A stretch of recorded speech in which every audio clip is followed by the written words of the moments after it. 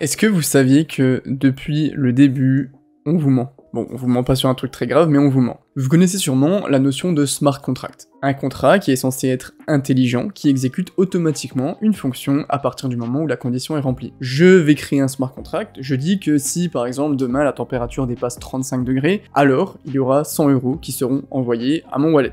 On bloque tout dans le contrat, et si la condition est validée, les 35 degrés, alors le smart contract va automatiquement effectuer la transaction sans poser de questions. Sauf qu'en fait, non. Les smart contracts ne permettent pas d'automatiser quoi que ce soit. Ce sont les bots de déclenchement de ces smart contracts qui font ce job. Les smart contracts sont passifs. Je sais pas si vous avez déjà vu la scène où Brad Pitt va dans l'aile gauche de l'OMS dans le film World War Z. Les zombies de cette aile gauche sont dans un état de dormance. En gros, ils n'ont subi aucun stimulus depuis un moment et ils sont passifs. En vérité, ils savent encore faire la seule chose qu'ils savent faire, c'est-à-dire bouffer des humains, mais sans un stimulus comme du bruit ou le fait de voir un humain, ils vont rien faire. Par contre, dès qu'ils reçoivent enfin ce stimulus, leur instinct se réveille immédiatement et ils vont se précipiter pour réaliser la tâche pour laquelle ils existent. Les smart contracts, c'est pareil. Ils permettent d'exécuter des tâches qui seront différentes en fonction des paramètres de déclenchement qui seront codés dedans. Ils peuvent appeler d'autres smart contracts qui vont faire d'autres tâches, etc. Mais dans l'absolu, tant qu'ils ne reçoivent pas un stimulus, un call, c'est-à-dire une transaction qui les active par exemple, ils restent passifs et ils ne font rien.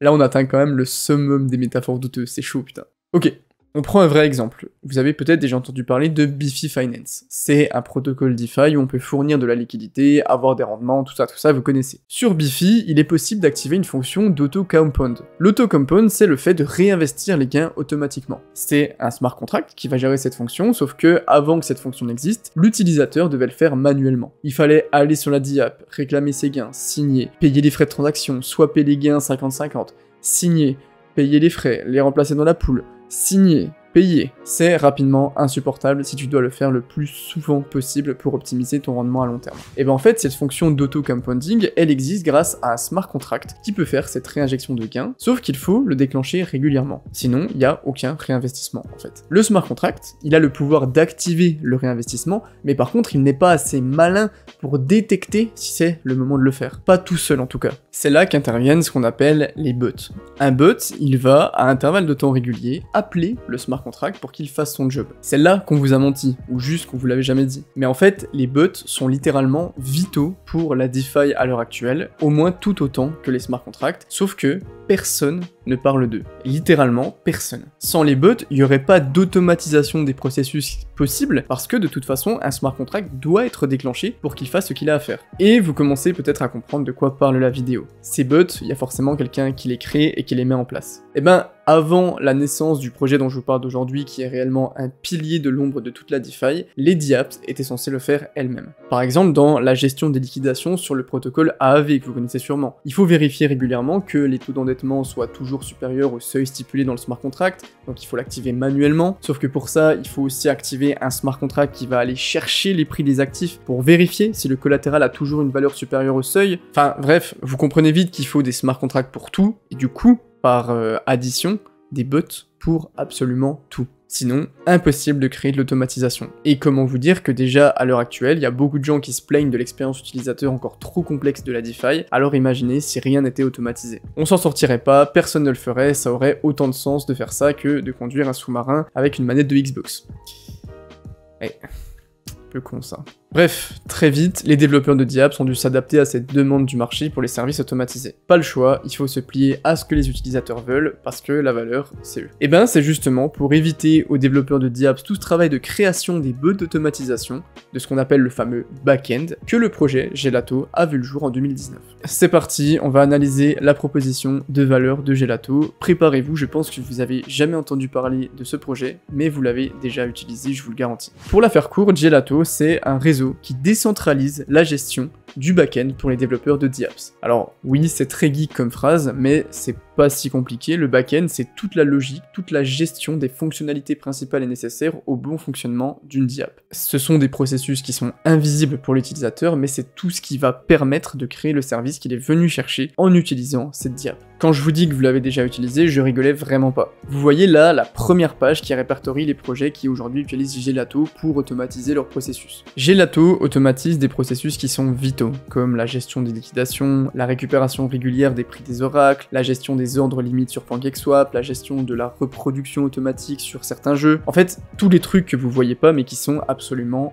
vitaux. C'est vraiment un élément central que personne ne voit, c'est le fruit du noyau. Ok, d'accord, mais concrètement, que propose Gelato? En gros, c'est un réseau de bots décentralisés. Gelato, c'est un fournisseur d'infrastructures et aussi d'outils de développement. C'est un hub spécialisé pour les développeurs qui souhaitent automatiser leurs applications. Sans Gelato, les diables doivent chercher leurs bots eux-mêmes et l'architecture devient tout de suite beaucoup plus centralisée. Il y a plus de risques d'incidents, plus de points de défaillance uniques et il y a plus de chances aussi que les bots soient de moins bonne qualité. Gelato résout ce problème depuis à peu près 2019.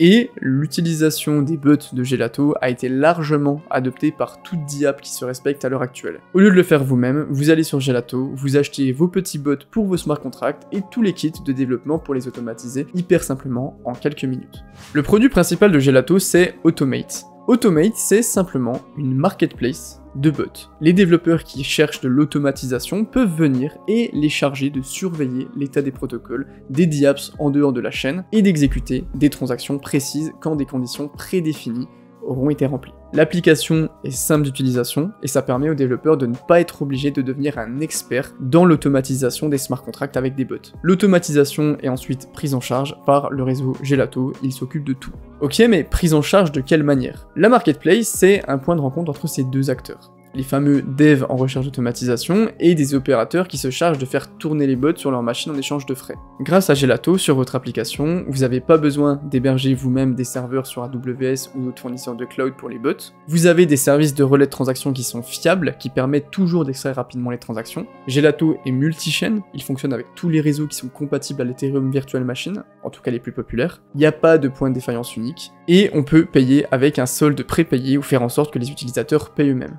Et le dernier truc, c'est la rentabilité, c'est moins cher que de mettre en place, de faire tourner et de maintenir ses serveurs personnels. Gelato propose un autre service très intéressant pour une DApp. L'une des frictions de l'expérience utilisateur, c'est le fait de toujours devoir faire attention à avoir un peu de token natif de la chaîne qu'on utilise pour payer les frais. C'est trop chiant. Vous voulez utiliser la blockchain Ethereum, faire un transfert ou un swap sur MetaMask, mais vous avez pas fait gaffe et vous avez pas d'Ethereum. Eh ben, vous pouvez pas payer les frais. Faut acheter ton token sur un exchange, faut l'envoyer sur le wallet que tu veux, faut gérer les frais de gaz si tu veux pas payer trop cher, apprendre des mots comme Gwei, enfin vraiment, c'est chiant. Gelato, ils se sont dit, et si on avait une DApp qui pouvait être connectée à un réseau de nœuds qui gérerait l'exécution des transactions des utilisateurs et le paiement de leurs frais de gaz à leur place. Ça pourrait être vraiment cool pour certains utilisateurs qui apprécieraient grandement le service et ça augmenterait le taux de rétention de cette DApp. Et ben c'est exactement ce qu'est le Gelato Relay Service. Imaginez par exemple que vous avez 1000 $ sur Ethereum et que vous voulez le déposer dans une pool sur la blockchain Polygon. Et ben grâce à ce service de Gelato, vous pouvez le faire depuis votre wallet Ethereum directement sans avoir besoin d'acheter du matériel, de bridger les tokens, de changer de blockchain sur votre wallet, tout ce qu'il faut faire d'habitude. Le réseau de relais peut le faire à votre place si la DApp en question supporte son utilisation. Gelato propose un kit de développement tout en main qui a déjà conquis la plupart des développeurs sur les protocoles qu'on a vu juste avant. L'un des objectifs à moyen terme, c'est de permettre aux utilisateurs de pouvoir se connecter aux DApp en utilisant leurs réseaux sociaux ou leurs identifiants Google. Ça s'appelle le social login. Ça peut être vu comme une bonne chose ou comme une mauvaise chose, dans tous les cas c'est une expérience utilisateur qui se rapprocherait enfin du standard attendu par le marché. En fait, au final, l'offre de Gelato, c'est d'être le principal fournisseur de back-end décentralisé du Web3. En ce moment, dans les vidéos que je fais ces derniers temps, je parle beaucoup justement des fournisseurs d'infrastructures. C'est pas les projets qui attirent le plus les retails, les particuliers comme vous et moi, parce que forcément c'est assez deep et il n'y a pas énormément de spéculation, mais tout ce qui tourne autour de la fourniture d'infrastructures Web3, que ça soit des nœuds, que ça soit des data, que ça soit du matériel back-end, c'est vraiment primordial et je pense qu'en fait c'est des investissements qui sont plutôt safe entre guillemets parce que plus la demande du réseau va augmenter, plus on aura besoin de ces fournisseurs. Pour finir sur la tech, je vous mets une petite liste non exhaustive de tout ce qu'on peut faire avec Gelato. En ce moment, j'étudie beaucoup la tokenomics et tout ce qui tourne autour de l'ingénierie des tokens. Et il y a une conclusion que j'ai faite dans mes recherches, c'est que dans un réseau sain, le token doit prendre de la valeur proportionnellement à l'utilisation de son réseau. Pourtant, si c'est si utilisé, pourquoi Gelato est si loin dans le classement avec si peu de volume? Il devrait être top 100 minimum, non? Et ben en fait, c'est un peu plus compliqué que ça. L'ICO a eu lieu le 16 septembre 2021, le token a fait un ATH aux alentours des 4 $ en novembre 2021 et il se trade aujourd'hui autour des 25 centimes. La tokenomique du projet est très simple. Pour ce qui est de l'utilité du projet et donc du token, son taux d'adoption parle de lui-même, sans gelato, pas de DeFi, ou en tout cas pas avec une expérience utilisateur aussi décente. C'est utilisé par toute application décentralisée digne de ce nom. Point. La maximum supply du token GEL est de 420 690 000 tokens. Parmi les tours d'investissement privés, ceux qui ont le meilleur ROI, ce sont forcément ceux qui ont participé au seed round. C'est logique, mais bon, c'est pas non plus la folie pour des aussi grosses corpos comme ça, ils sont en x14. Ce qui est respectable, mais ce qui n'est pas non plus démesuré par rapport à ce qu'on a déjà vu. À l'heure actuelle, le prix est plus bas que lors des ventes publiques, qui ont eu lieu en septembre 2021, mais aussi que le tour de financement réservé aux ventures en mars 2021. C'est assez rare pour le noter. Donc, le projet est extrêmement bien adopté, c'est un fait, c'est pas moi qui le dis, c'est des stats, mais le prix du token est inférieur au prix des tours de financement. Le token GEL, il a une utilité qui est très basique dans l'idée. De la gouvernance sur la DAO, les utilisateurs peuvent voter pour les améliorations que vous commencez à connaître. Ceux qui vont créer des bots ont besoin de stacker un montant de GEL avant de pouvoir obtenir un créneau pendant lequel ils pourront exécuter des tâches. Plus ils stackent de GEL, plus ils peuvent récupérer de frais pour les tâches qu'ils feront par la suite. Le token GEL permet aussi de gérer le slashing, c'est-à-dire la punition en cas de mauvais comportement par ceux qui fournissent et qui exécutent les bots. Et les DApps et leurs utilisateurs peuvent stacker des GEL pour être plus haut dans la liste des tâches prioritaires. Pour les libérations, actuellement les investisseurs privés ont tout reçu leurs tokens, les seuls qui aient encore des tokens bloqués, c'est les membres de la team, ce qui est dans l'idée très bon. Ça va juste servir soit à rémunérer l'équipe déjà présente, mais aussi pour les futurs membres. Le planning de libération de la team s'étend jusqu'aux alentours du 15 septembre 2025, autrement dit, c'est un bon indicateur du dévouement de la team et de son engagement dans la mission qu'ils se sont donnés au départ. Globalement, la tokenomique est très bonne. Pourquoi le token est inférieur au prix des ventures? Parce que tout simplement, il y a eu de la pression vendeuse, il y a eu des tokens qui ont été libérés, donc même si le réseau est adopté, on a eu une incitation à vendre avec la libération de ces tokens, ce qui n'est plus le cas maintenant, et je trouve personnellement que le timing peut être intéressant pour commencer un DCA par exemple, ou un investissement de tout type. Dites-moi en commentaire si vous avez déjà entendu parler de Gelato.